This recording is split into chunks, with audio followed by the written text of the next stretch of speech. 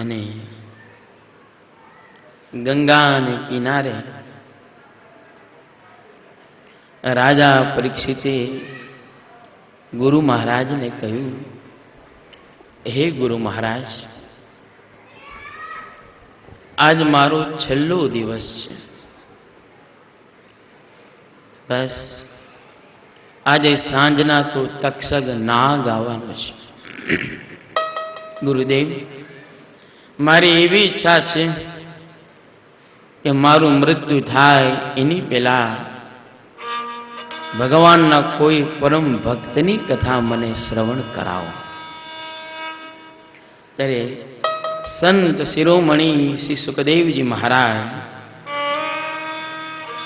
ગંગાને કિનારે હવે સુદામા ચરિત્રમાં પ્રવેશ કરાવે છે. વૈષ્ણવ, માં ભૂખ લાગી છે, ભૂખ લાગી છે. બેટા, રોષે બનાવું છું. કઈ રીતે રોષે બનાવે? ઘરમાં કઈ હોય તો બનાવે ને. અને બસ ભૂખ ભૂખ કરી અને રાતના છોકરાઓ એમને એમ ભૂખ્યા સુઈ ગયા. સ્થિતિ બહુ નાજુક છે.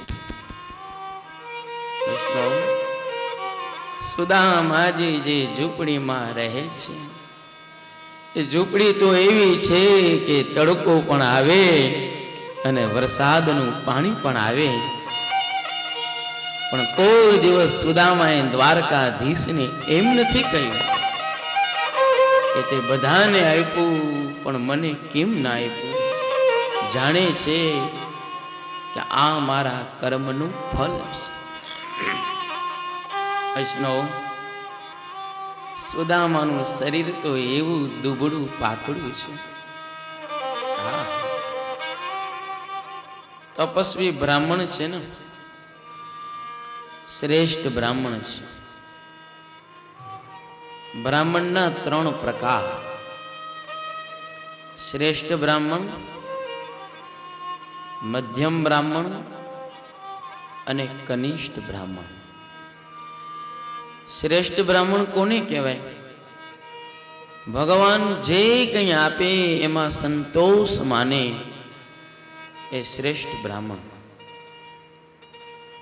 વિદ્યોપજીવીના પોતાની વિદ્યા ઉપર જીવન વ્યતીત કરે એ મધ્યમ બ્રાહ્મણ. અને યજમાનને ઘેર ઘેર જઈ અને આમ હાથ લાંબો કરે, ભીખ માગે એ કનિષ્ઠ બ્રાહ્મણ. પણ આ પોરબંદરનો બ્રાહ્મણ આ શ્રેષ્ઠ બ્રાહ્મણ છે. બ્રાહ્મણોનું એવું માન વધારી દીધું. જગતમાં આના જેવો બ્રાહ્મણ થયો નથી અને થશે પણ નહીં. સુદામાનું શરીર તો એવું દુબળું પાતળું. એક્સરે લેવાની જરૂર ન પડે. હમ દૂરથી જ હાડકા ગણી શકાય. ફાટેલી તૂટેલી ધોતી પહેરી છે અને ઉપવસ્ત્ર સુદામા પાસે થોડું હોય. બાય ઉપર ઓઢવાને માટે ઉપવસ્ત્ર નથી. વિચાર તો કરો સ્થિતિ કેવી છે. ઉપવસ્ત્ર છે ને ખુલ્લું બદન. સ્થિતિ બહુ નાજુક છે. સુદામાજી ઘરે આવે ને તો એમના પત્નીનું નામ સુશીલા, કલ્યાણી. કલ્યાણીને એમ ના પૂછે કે આજે રસોઈમાં શું બનાવ્યું છે. દેવી, આજ મારા ઠાકોરજી શું હાર્યું છે? ત્યારે કલ્યાણી એમ કહે કે આજે ઠાકોરજી પોઢી ગયા છે. એટલે સમજી જાય કે આજે કઈ વ્યવસ્થા થઈ નથી, આજે કઈ ભોજન મળશે નહીં, ઘરમાં અનાજ નથી. અને સુદામા અને એના છોકરાઓ પણ જલપાન કરી અને ભૂખ્યા જ સૂઈ જાય. એક વખત બન્યું એવું કે સુદામાના પત્ની પાડોશમાં જાય છે. ત્યારે પાડોશીએ કહ્યું કે બેન, અમે જોઈએ છે કે તમારી સ્થિતિ સારી નથી, પણ અમે એવું સાંભળ્યું છે કે આપના પતિદેવ સુદામા અને એના મિત્ર દ્વારકાધીશ છે. જો તમારા પતિ એક વખત દ્વારકા જાય ને તો દ્વારકાધીશ એવા દયાળુ છે, એટલી બધી સંપત્તિ આપશે કે પછી તમારું ગુજરાન ચાલશે. હવે સુદામાની પત્નીની કક્ષા સુદામા જેવી થોડી હોય. ઘેર આવે છે, પતિદેવને હાથ જોડ્યા, વિનંતી કરી અને વાત કરે છે કે મેં એવું સાંભળ્યું છે કે દ્વારકાધીશ એ તમારા મિત્ર છે. દ્વારકાધીશનું નામ સાંભળ્યું, સુદામાને એવો આનંદ, અરે દેવી, એ તો મારા બાળપણના સખા છે. એના વિશે કંઈ કહેવા માંગો છો? બોલો બોલો, શું વાત કરવી છે? એક કામ કરશો, તમે દ્વારકા જશો? હા, તમે દ્વારકા જાઓ અને દ્વારકાધીશની પાસે ભીખ માંગો. ભગવાન ભીખ આપશે અને આપણું ઘર ચાલશે. સુદામાએ સાંભળ્યું, સુદામાને બહુ દુઃખ થયું.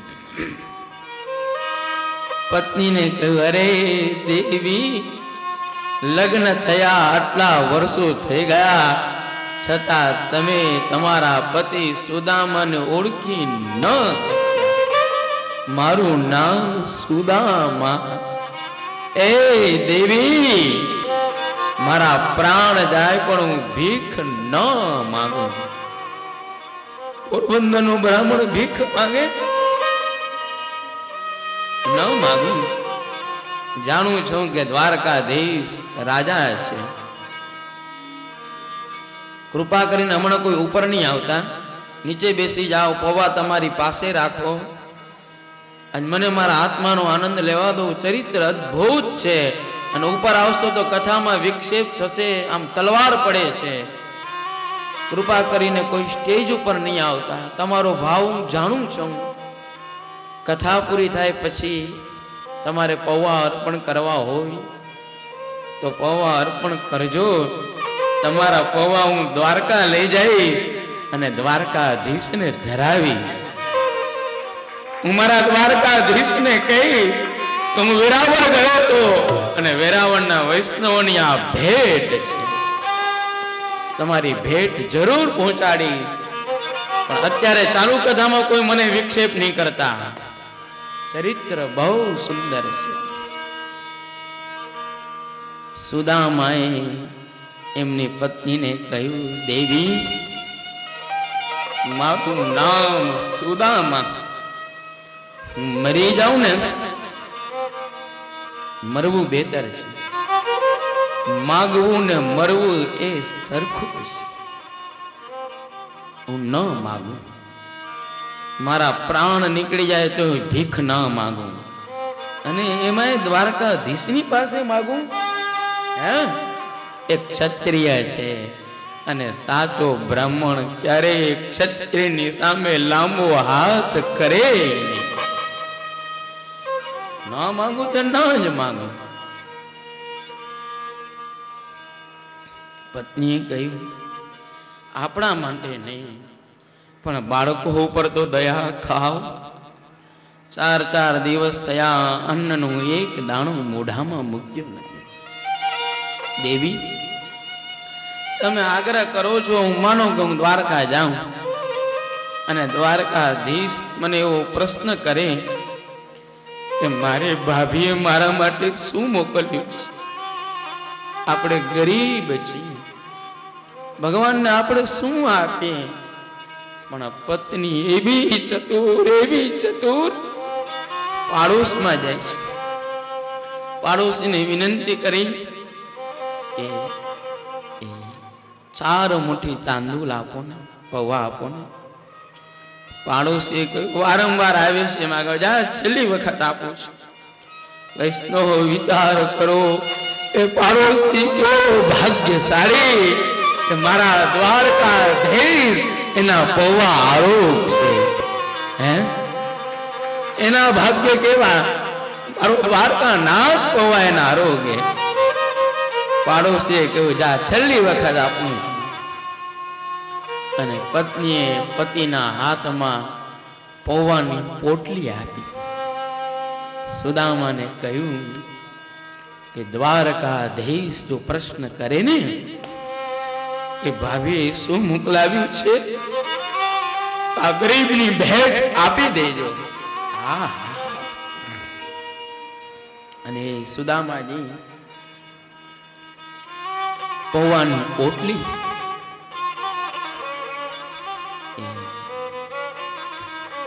એક હાથમાં લકુટી, દુબળું પાતળું શરીર છે અને પોરબંદર થી નીકળ્યા છે. એક બે કડી આવડતી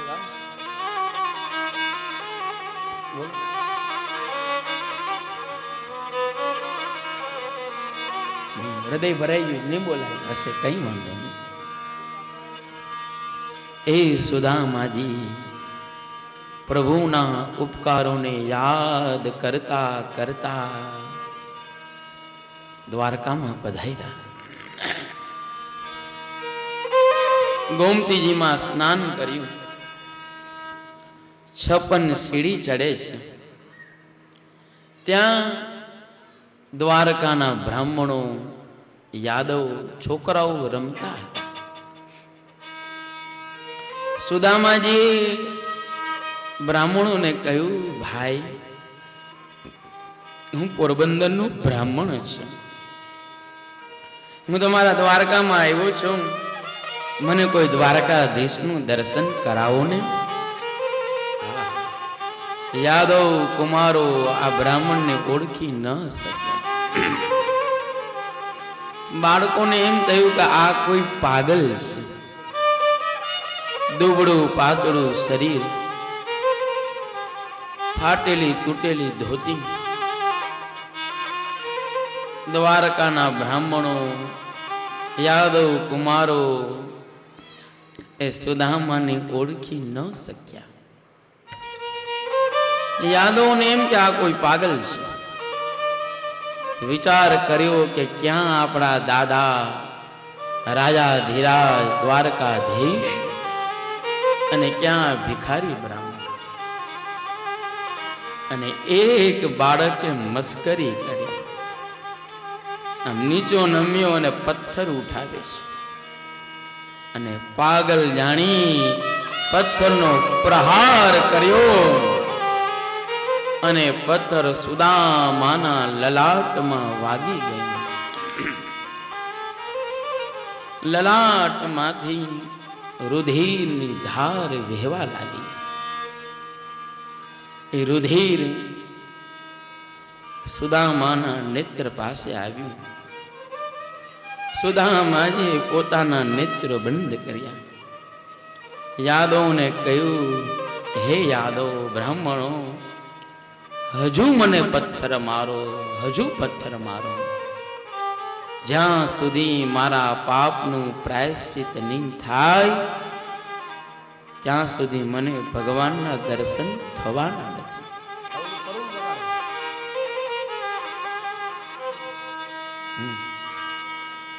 સુખદેવજી મહારાજ વર્ણન નથી કરતા પણ દર્શન કરે છે. એ સુદામાજી દ્વારકામાં પધાર્યા. ગોમતીજીમાં સ્નાન કર્યું. દ્વારકાના પવિત્ર બ્રાહ્મણોના દર્શન કર્યા અને સુદામા દ્વાર પાસે આવ્યા. દ્વારપાળોને કહે છે, મને પ્રવેશ આપશો, મારે અંદર જવું છે. દ્વારકાધીશ મારા પરમ સખા છે. ત્યારે જય અને વિજય વિચાર કર્યો કે એક વખત ભૂલ કરી, સનત કુમારોને મના કરી અને 3 જન્મ સુધી રાક્ષસ બનવું પડ્યું. અને આ પણ બ્રાહ્મણ, એને ભૂલાવી બીજી વખત કરવી નથી. જય અને વિજય કહ્યું, હું અંદર જાઉં છું, દ્વારકાધીશને સમાચાર આપું છું. ત્યારે સુદામાએ કહ્યું કે માની લો કે દ્વારકાધીશને આવતા મોડું થઈ જાય અને વિરહમાં મારા પ્રાણ નીકળી જાય, પ્રાણ નીકળી જાય અને પછી ભગવાન પધારે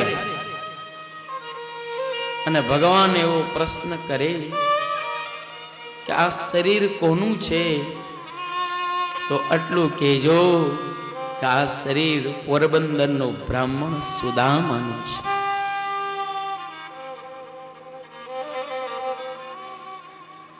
જય વિજય કહ્યું, આપ એવું નહીં બોલો, દ્વારકાધીશ એ બહુ દયાળુ છે, એ જરૂર તમને દર્શન આપશે, તમે પ્રતીક્ષા કરો. અને જય વિજય અંદર જાય છે.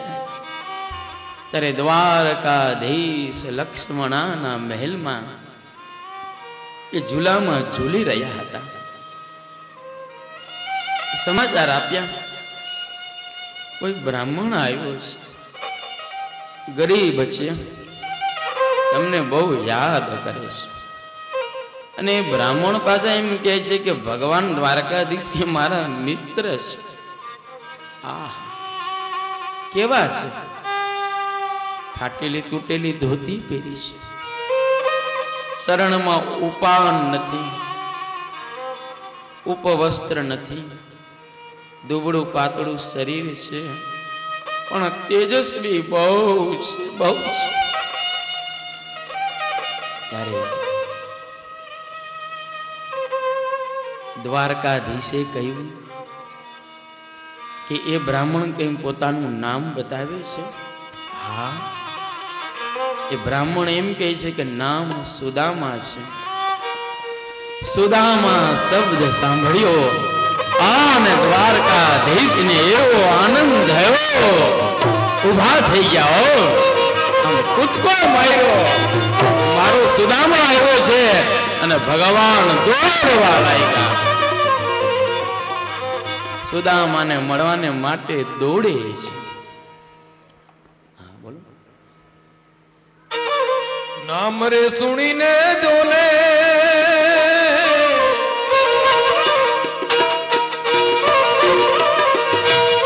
એ દોડ્યા ગીરધારી,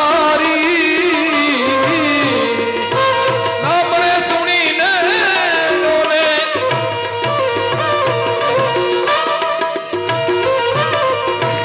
એ દોડ્યા ગીરધારી,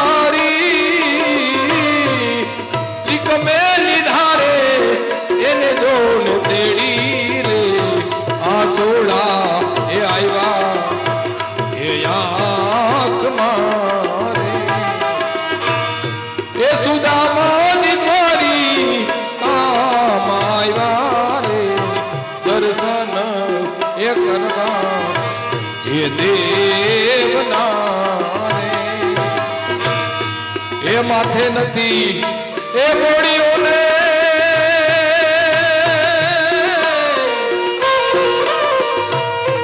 એ પગમાં નથી પગર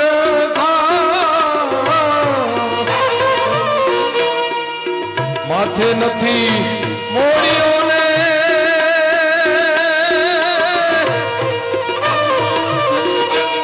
એ પગે નથી પગર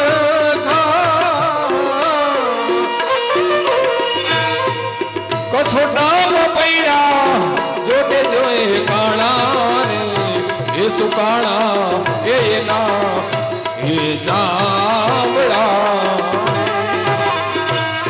એ સુદામાની તારી આવ્યા રે, દર્શન એ કરવા એ દેવના રે, એ પોળી આય સામે તો પહોંચાયો રે, એ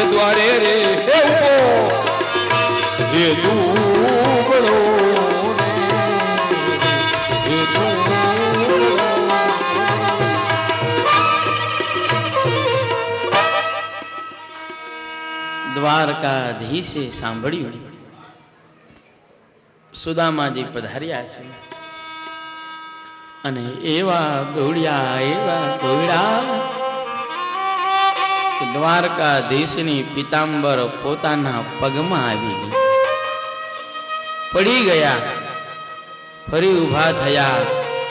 હે સુદામા સુદામા, અને સુદામાએ દ્વારકાધીશનું દર્શન કર્યું અને અમારા દ્વારકામાં દ્વારકાધીશ અને સુદામાનું મિલન થયું.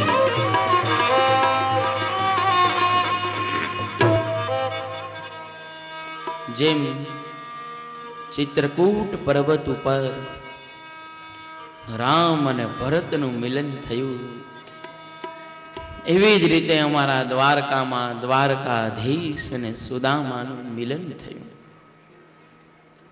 શું સન્માન કર્યું દ્વારકાધીશે, મહેલમાં પ્રવેશ આપ્યો, સુવર્ણના સિંહાસન ઉપર બિરાજમાન કર્યા અને દ્વારકાધીશ ચરણમાં બેસી ગયા. દેવી જાઓ,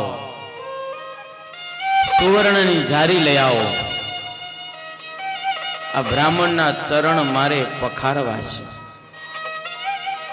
અને લક્ષ્મીજી જ્યાં જારી લેવા જાય અને અહીંયા એક ઘટના ઘટી. દ્વારકાધીશ સુદામાના ચરણ ઉપર દ્રષ્ટિ કરે છે ને, સુદામાના ચરણમાં કાકરા વાગ્યા છે, કાંટા વાગ્યા છે, રુધિરની ધાર જતી હતી. ભગવાન આ બ્રાહ્મણના દુઃખને સહન ન કરી શક્યા અને દ્વારકાધીશના નેત્રમાંથી આંસુ પડે છે અને આંસુથી ચરણ પખાર્યા છે. સુખદેવજી મહારાજ વર્ણન કરે, દ્વારકાધીશ અને મહારાણીઓ બ્રાહ્મણની સેવા કરે છે. સુદામાને મંગલ સ્નાન કરાવ્યું. શું કૃપા કરી. ભગવાને કહ્યું, અરે મિત્ર, મારી દ્વારકા નગરીમાં તમે આવી ગયા છો. મારી સોનાની નગરી છે અને સોનાની નગરીમાં આ ફાટેલું તૂટેલું ધોતિયું ન ચાલે. હું મારી સોનાની પિતાંબર તમને પહેરવા આપું. આ શું કૃપા કરી. દ્વારકાધીશે ખુદ પોતાની પિતાંબર એ બ્રાહ્મણને પહેરવાને માટે આપી. આ બાજુ લક્ષ્મીને એમ થયું કે મારા દ્વારકાધીશ આ બ્રાહ્મણની આટલી બધી સેવા શું કામ કરે છે. ભગવાનને થયું કે ચાલ આ બ્રાહ્મણનો બરાબર પરિચય આપી દઉં. અને લક્ષ્મીને કહ્યું કે દેવી જાઓ, આ બ્રાહ્મણની ધોતી બહુ મેલી થઈ ગઈ છે, ગોમતીને કિનારે જાઓ અને ગોમતીને કિનારે આ ધોતીને સ્વચ્છ કરો. લક્ષ્મીજી સુદામાની ધોતી લઈ અને ગોમતીને કિનારે પધાર્યા. ધોતીને સ્વચ્છ કરવી છે, જલમાં ડૂબાડીને તો ધોતીમાંથી કંઈક અવાજ આવે છે. એટલે લક્ષ્મીને આશ્ચર્ય થયું કે આ ધોતીમાંથી શું અવાજ આવે છે. ધીમે ધીમે એવો અવાજ આવે. આશ્ચર્ય થયું કે ધોતિયામાંથી કઈ અવાજ આવે. અને લક્ષ્મીજીએ ધોતી કાન પાસે રાખીને તો ધોતીના એક એક ધાગામાંથી દ્વારકાનાથ અને લક્ષ્મીનું અભિમાન દૂર થયું કે જે બ્રાહ્મણની ધોતી મારા દ્વારકાધીશનું સ્મરણ કરે તે બ્રાહ્મણના હૃદયમાં તો મારો ધણી હોય જ ને. મારો ધણી આ બ્રાહ્મણની સેવા કરે છે એ યોગ્ય સેવા કરે છે. બ્રાહ્મણની સેવા કરવી જોઈએ, કારણ કે જે બ્રાહ્મણની ધોતી મારા દ્વારકાધીશનું સ્મરણ કરે તે બ્રાહ્મણના હૃદયમાં તો મારો ધણી હોય જ નહીં. વૈષ્ણવ, હવે જે પ્રસંગ આવે છે બહુ મહત્વનો પ્રસંગ છે, વાતો નહીં કરતા ને હવે ચિત્ત કથામાં રાખો. શું દ્વારકાધીશે કૃપા કરી. દ્વારકાધીશ એ સુદામાની પૂજા કરે છે. કેમ પૂજા કરે છે સમજી લેજો. પૂજાનું તો એક બહાનું છે. સુદામાના લલાટમાં કંઈ લખેલું છે. શું લખેલું હતું? શ્રી ક્ષય. શ્રી એટલે લક્ષ્મી અને ક્ષય એટલે વિનાશ. સુદામાના લલાટમાં એવા લેખ લખેલા હતા કે આ બ્રાહ્મણના ભાગ્યમાં લક્ષ્મીનો યોગ નથી. દ્વારકાધીશે વિચાર કર્યો કે જે બ્રાહ્મણ મારા ઘરે આવે ને તો એના ભાગ્યને જો હું ન બદલાવું તો મારું નામ દ્વારકાધીશ નહીં. શું કૃપા કરી. અને દ્વારકાધીશે સુદામાનું પૂજન કર્યું. વૈષ્ણવ, પૂજનનું તો બહાનું હતું. જે શ્રી ક્ષય લખ્યું હતું ને અને એ શબ્દોને પલટાવી નાખ્યા અને યક્ષશ્રી લખી નાખ્યું. એટલે હવે આ બ્રાહ્મણને ઇન્દ્ર કરતા પણ વધારે સંપત્તિ પ્રાપ્ત થાય. ઇન્દ્ર પાસે શું સંપત્તિ છે? ઇન્દ્રને જો હું ઝાંખો ન પાડું તો મારું નામ દ્વારકાધીશ નહીં. મારા બ્રાહ્મણે મારું બહુ સ્મરણ કર્યું છે, બહુ તપશ્ચર્યા કરી. મારે કૃપા કરવી છે. શું કૃપા કરી? ભાગ્યનું પરિવર્તન ભગવાને કરી દીધું. સુદામા નહોતા જાણતા ભાગ્યનું પરિવર્તન થઈ ગયું છે. વિચાર કર્યો કે મારે જણાવવું પણ નથી. એ તો પોરબંદર પહોંચશે ત્યારે એને ખબર પડશે.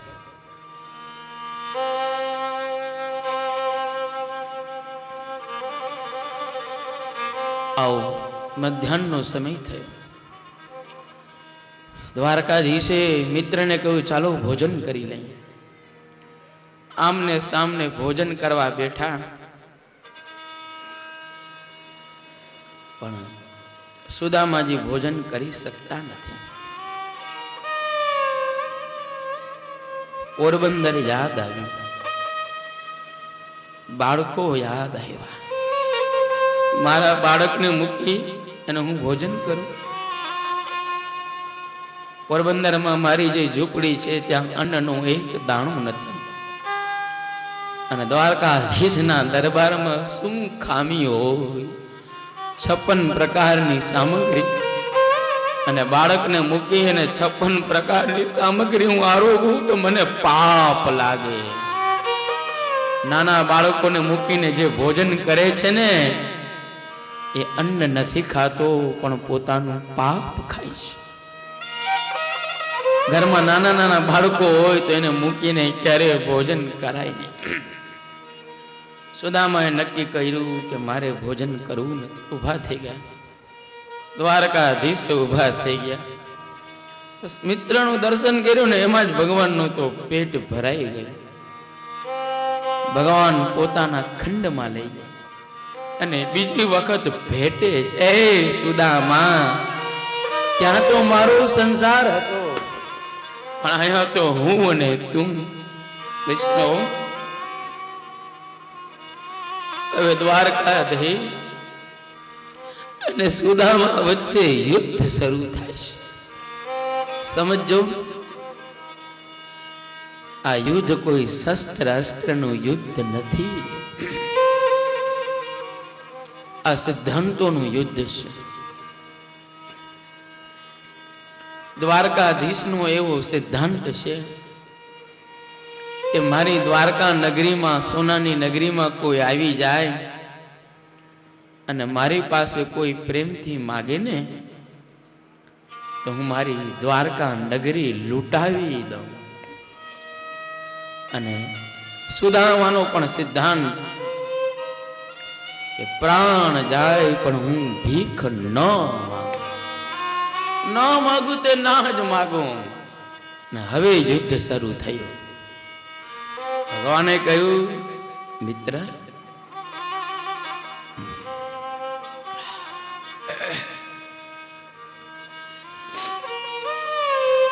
તને યાદ છે આપણે જ્યારે બાળક હતા ત્યારે સદગુરુને ત્યાં અભ્યાસ કરવા ગયા હતા. સુદામાએ કહ્યું કે એ આનંદના દિવસો તો વ્યતીત થઈ ગયા. યાદ છે ને? હા, યાદ છે. તો એ પણ યાદ હશે કે ગુરુ પત્નીએ ચણા આપ્યા હતા અને કહ્યું હતું કે ભૂખ લાગે ને તો બંને ચણા ખાઈ લેજો. યાદ છે? હા. તે દિવસે આપણે જંગલમાં ગયા અને તને બહુ ભૂખ લાગી, એકલા એકલા ચણા ખાતો હતો. ત્યારે મેં પ્રશ્ન કર્યો કે શેનો અવાજ છે? ત્યારે સુદામાજી ખોટું બોલ્યા, પ્રભુ, વરસાદની મોસમ છે ને, આ વીજળીના કડાકા ને ભડાકાનો અવાજ છે. ભગવાને કહ્યું કે પ્રસંગ તને યાદ છે ને? ત્યારે સુદામાજી પાપને કબૂલે છે, પ્રભુ, એ મારી મોટામાં મોટી ભૂલ હતી. તે દિવસે તમને મૂકી અને એકલા એકલા ચણા ખાઈ ગયો. આજ દાડા સુધી હું ભોગવી રહ્યો છું. મને ક્ષમા કરજો, એ મારી બહુ મોટી ભૂલ હતી. ભગવાને કહ્યું, કઈ વાંધો નહીં. વાતને આગળ ચલાવે છે. અભ્યાસ પૂર્ણ થયો અને પછી મેં તો ગુરુ પત્ની સદગુરુને દક્ષિણામાં એમનો પુત્ર આપ્યો. જો ગુરુ દક્ષિણા કેમ યાદ કરાવે છે? ભગવાન એમ કહે છે કે એક વખત જેનું મૃત્યુ થાય એને પણ હું જીવિત કરી શકું છું. તો ખરેખર જો માગવા આવ્યો હો તો માગી લેજો હો. એટલે ગુરુ દક્ષિણા યાદ કરાવે છે. ગુરુજીને ગુરુ દક્ષિણામાં મેં એમનો પુત્ર આપ્યો. પછી તો મેં દ્વારકા નગરીનું નિર્માણ કર્યું ને મારે ત્યાં તો 16,108 રાણી. તમે લગન બગન કર્યા કે કેમ? જો ભગવાનની એક જ ઈચ્છા છે કે સુદામા જો એમ બોલે ને કે હા ભગવાન લગન કર્યા અને પત્નીના કહેવાથી તો હું દ્વારકા આવ્યો છું, પત્નીના કહેવાથી હું માગવા આવ્યો છું દ્વારકા, જો આટલું બોલે ને તો ભગવાન વિચાર કરે કે હું મારી દ્વારકા નગરી લૂંટાવી દઉં. પણ સુદામાએ કહ્યું કે પ્રભુ, આપની કૃપાથી લગ્ન થયા, સંતાનો પણ છે અને આપની કૃપાથી મારો સંસાર ખૂબ સુખી છે.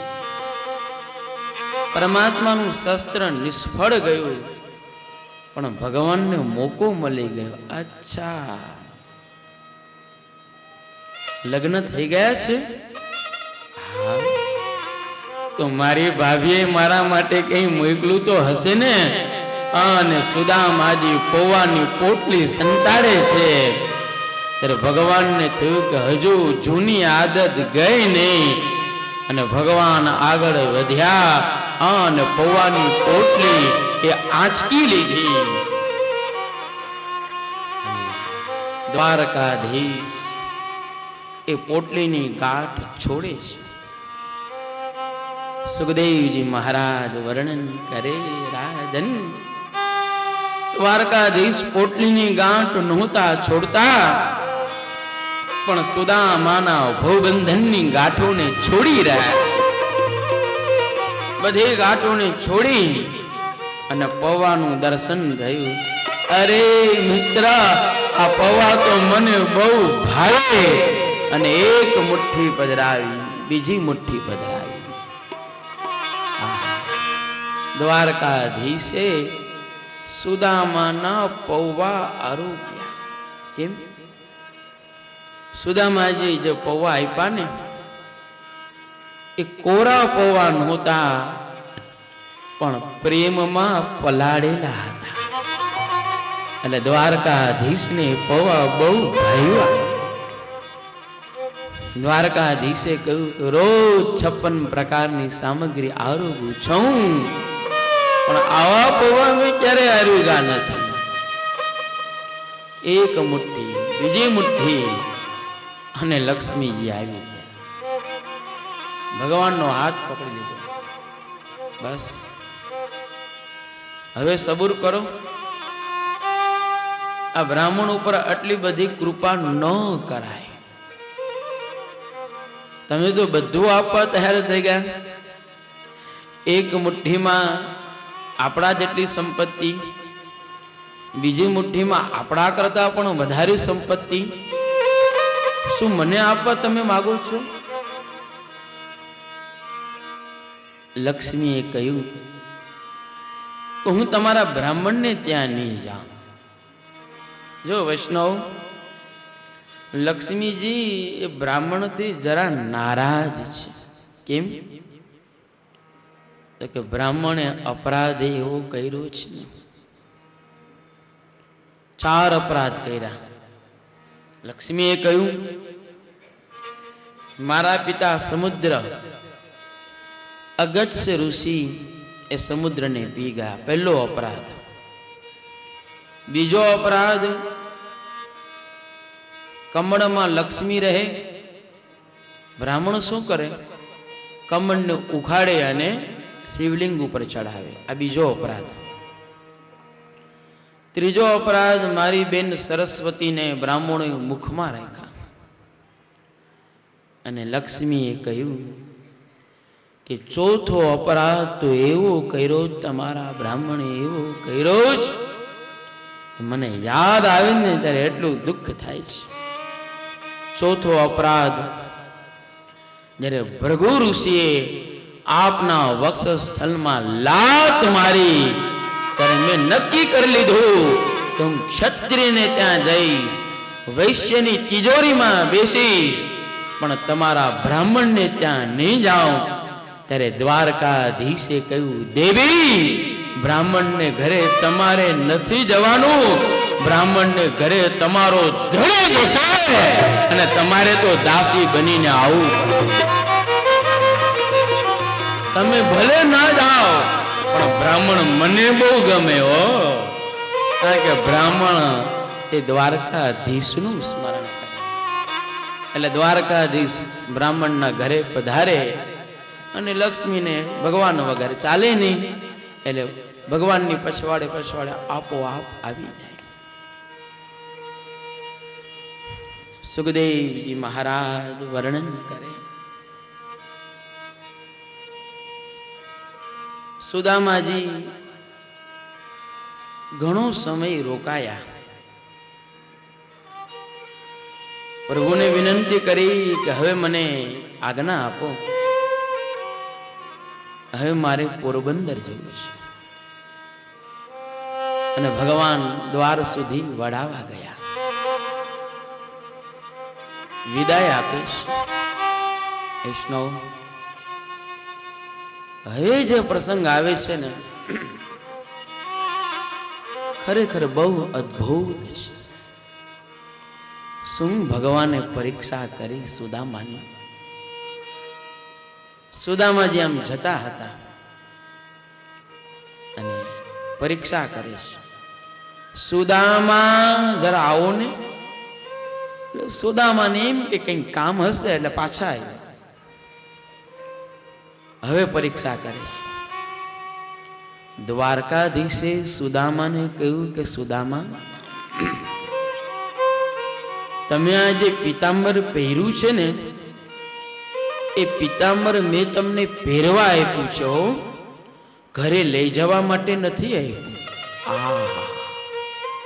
બસ દ્વારકાધીશની એક જ ઈચ્છા છે કે હવે જો આ બ્રાહ્મણ એમ કહે કે હે પ્રભુ, હવે આ એક પિતાંબર તો મને આપો. સુદામા જો આટલું બોલે ને તો પિતાંબરના એક એક ધાગાને હું રત્ન નો બનાવી દઉં, પિતાંબરના એક એક ધાગાને હું સુવર્ણનો બનાવી દઉં. પણ પોરબંદરનો બ્રાહ્મણ એવો પવિત્ર, ન માગ્યું તે ન જ. પ્રભુ, હું ભૂલી ગયો, મને ક્ષમા કરજો. આ પિતાંબર તમારી છે કા? લ્યો આ તમારી પિતાંબર. અને ફાટેલી તૂટેલી ધોતી પહેરી લીધી અને દ્વારકાધીશ આ બ્રાહ્મણની પાસે હારી ગયા.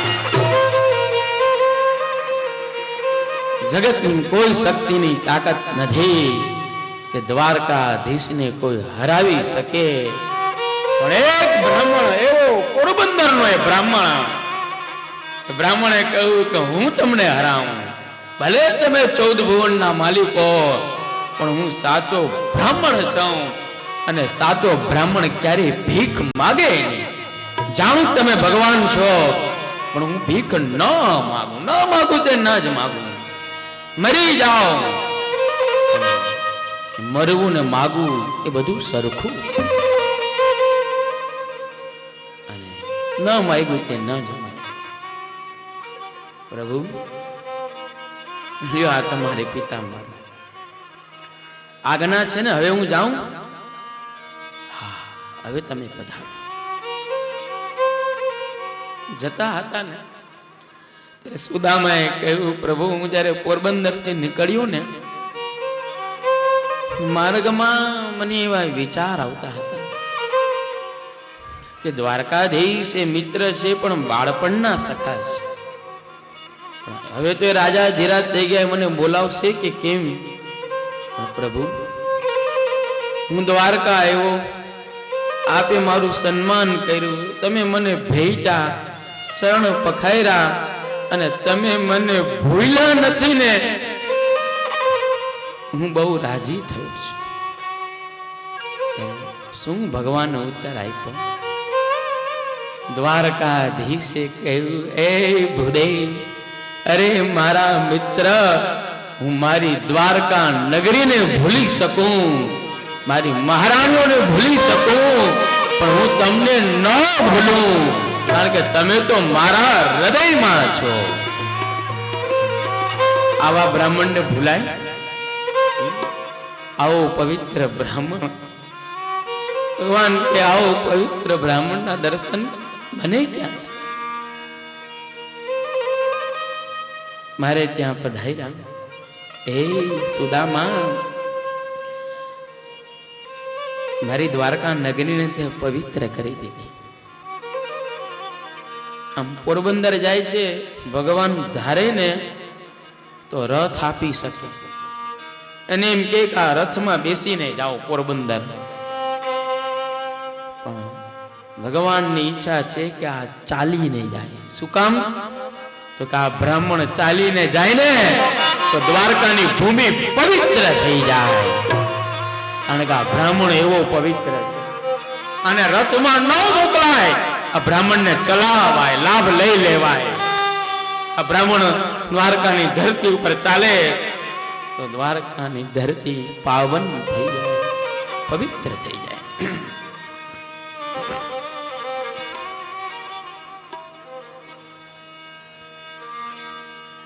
સુદામાજી આમ જતા હતા, પણ ભગવાનને ગમતું નથી.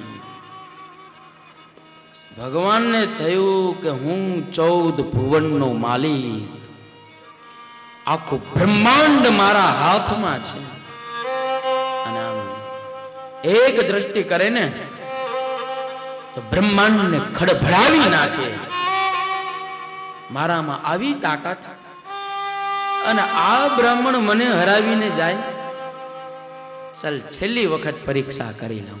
આહા, ખરેખર આવી પરીક્ષા કરવી ન જોઈએ, અને બ્રાહ્મણની પરીક્ષા કરાય પણ નહીં.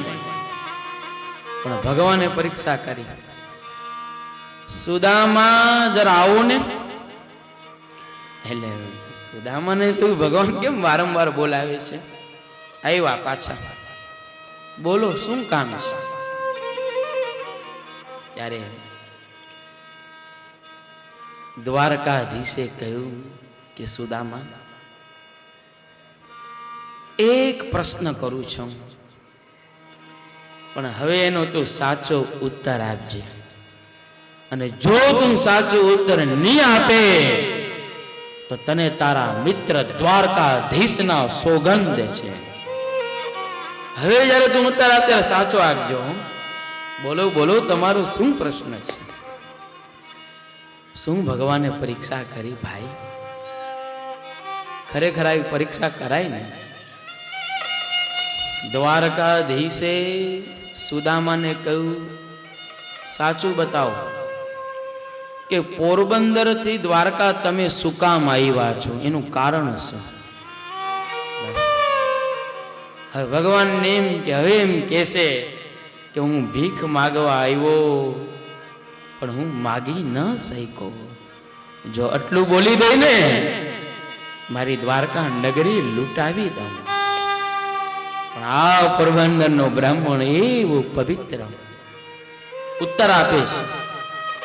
દ્વારકાધીશ જ્યાં ઉભા હતા ને, સુદામાજી ઝૂકી ગયા અને દ્વારકાધીશના ચરણારવિંદની રજ ઉઠાવી અને દ્વારકાધીશને કહ્યું કે હું દ્વારકા આવ્યો એનું આ એક જ કારણ છે, તમારા ચરણની રજ લેવા આવ્યો છું, બીજું કોઈ કારણ નથી.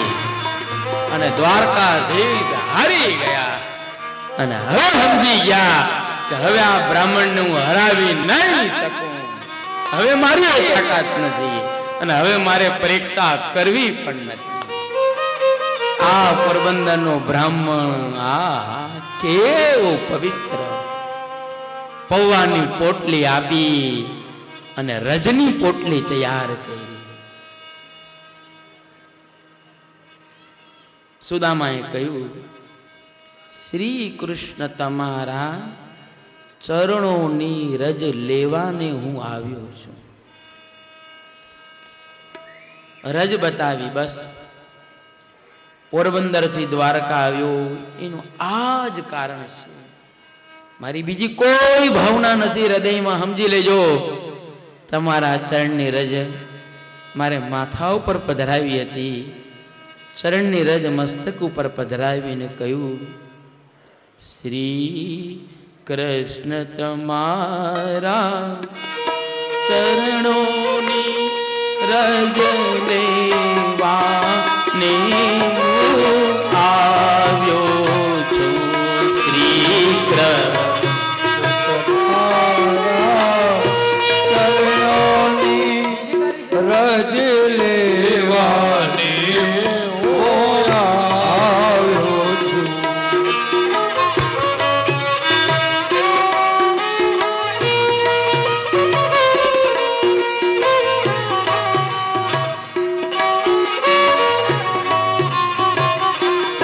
શ્રી કૃષ્ણ તમારા ચરણોની રજ લેવાને હું આવ્યો છું.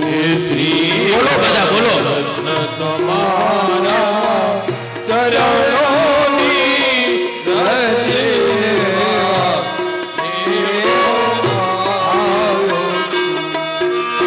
ભાવ દેજો ભક્તિ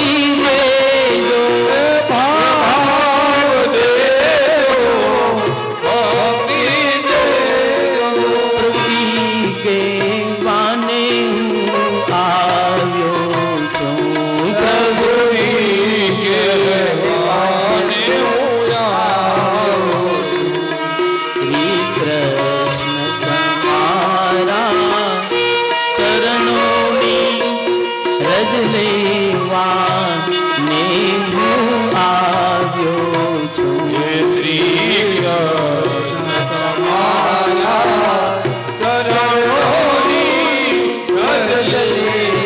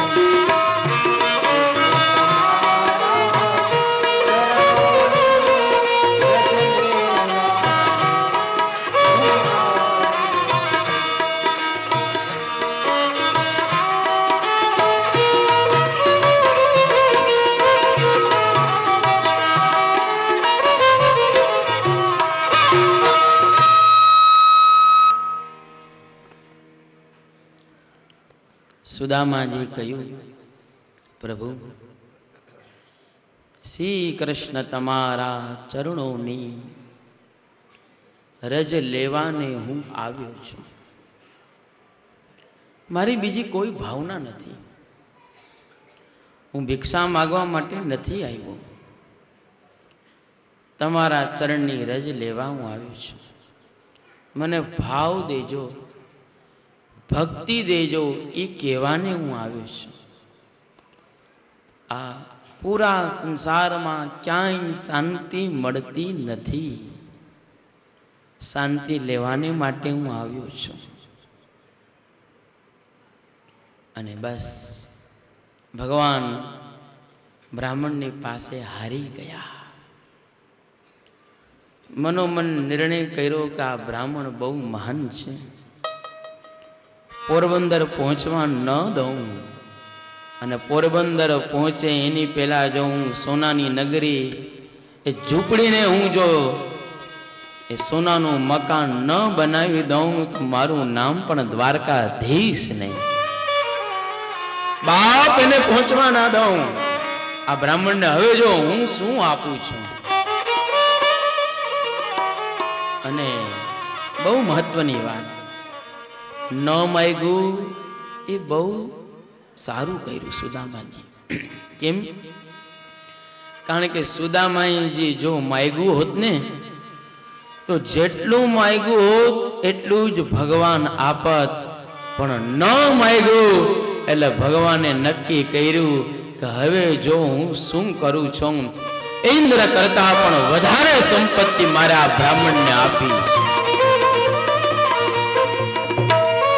અને સુદામાજી પોરબંદર તરફ માર્ગમાં વિચાર આવે છે કે પત્ની પ્રશ્ન કરશે, શું લાવ્યા? ભગવાને જે આપ્યું છે આધ્યાત્મિક છે. કાહમ દરિદ્ર પાપિયાન કૃષ્ણ શ્રી નિકેતનમ બ્રહ્મ બંધુમ મૃતિસ્માહમ બાહુભ્યામ પરિરંભિત. કાહમ દરિદ્ર પાપિયાન, ક્યાં હું દરિદ્રી, ક્યાં પાપી, અને ક્યાં ભગવાન કૃષ્ણ રાજાધિરાજ. એ ભગવાને મને સન્માન આપ્યું, ચરણ પખાયરા, મને ભેટા. આ શું ઓછું છે? ભગવાને જે આપ્યું છે બધું આધ્યાત્મિક છે. અને સુદામાજી પોતાના ગામમાં પોરબંદર પહોંચ્યા તો એની ઝૂંપડી અંતર ધ્યાન થઈ ગઈ. અરે મારી ઝૂંપડી ક્યાં? ઝૂંપડી નથી. વિચાર કર્યો કે શું હું જગ્યા ભૂલી ગયો છું? ગામ તો એ જ છે, ગામ તો પોરબંદર જ છે. જો મનુષ્ય ગમે એટલો મોટો થાય પણ જન્મભૂમિને ક્યારેય ભૂલે નહીં. જન્મભૂમિ અને જનની, માં અને જન્મભૂમિને ક્યારેય ભૂલાય નહીં. જે પોતાની માં અને જન્મભૂમિને ભૂલી જાય ને એ માણસ નથી પણ રાક્ષસ છે. સુદામાએ વિચાર કર્યો કે ગામ તો એ જ છે, પણ મને એમ લાગે છે કે હું કઈ ઠેકાણું ભૂલી ગયો છું. અહીંયા મારી ઝૂંપડી હતી ને આ મોટો મેલ કોનો છે? આવો મેલ તો મારો નહોતો. ધામ ભૂલ્યો ગામ નિશ્ચય, ધામ કોઈ ધનવંત ના, એ ભવનમાં વસતા હશે જેણે સેવ્યા ચરણ ભગવનના. સુદામાજી મોટો સોનાનો મહેલ જોયો. વિચાર કર્યો કે આવો મહેલ મારો થોડો હોય, એ તો જેણે ભગવાનની ભક્તિ કરી હોય એનો આ મહેલ હોય. સાચું બોલે છે, કારણ કે પોતે ભક્તિ કરી છે ને. અને સોનાના મહેલ ઉપર દ્રષ્ટિ કરે છે ને તો એમના પત્ની સુશીલા આહા આરતીની થાળી લઈ અને દ્વાર ઉપર ઊભા હતા. ત્યારે સુદામાએ કહ્યું, દેવી તમે અહીંયા કેમ? ત્યારે પત્નીએ કહ્યું કે આ સોનાનું મકાન આપણું છે. અરે શું વાત કરો છો? હા, ગઈકાલે વામકુક્ષી કરીને જાગૃત થઈને તો હે સુદામા, આપણું ઝૂંપડું અંતર ધ્યાન થઈ ગયું અને મોટો મેલ બંધાઈ ગયો. સુદામાજી સમજી ગયા કે ગઈકાલે દ્વારકાધીશને એ 2 મુઠ્ઠી પૌવાની આપી અને 2 મુઠ્ઠી પૌવાના બદલામાં મને આટલી બધી સંપત્તિ આપી દીધી. પ્રત્યક્ષ કંઈ ના આપ્યું, પણ પરોક્ષમાં ઇન્દ્ર કરતા પણ વધારે સંપત્તિ. એ સંપત્તિમાં ફસાયા નથી. જીવા ત્યાં સુધી ભગવાનની ભક્તિ કરી.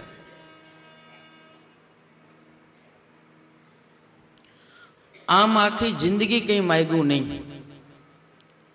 પણ અંત સમયે સુદામાજી માગે છે કે દરેક જન્મની અંદર દ્વારકાધીશ એ મારા મિત્ર બને. બસ,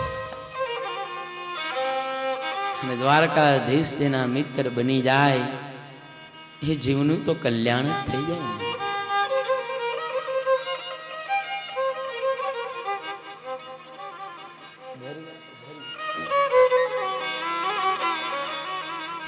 શ્રીમન્નારાયણ નારાયણ નારાયણ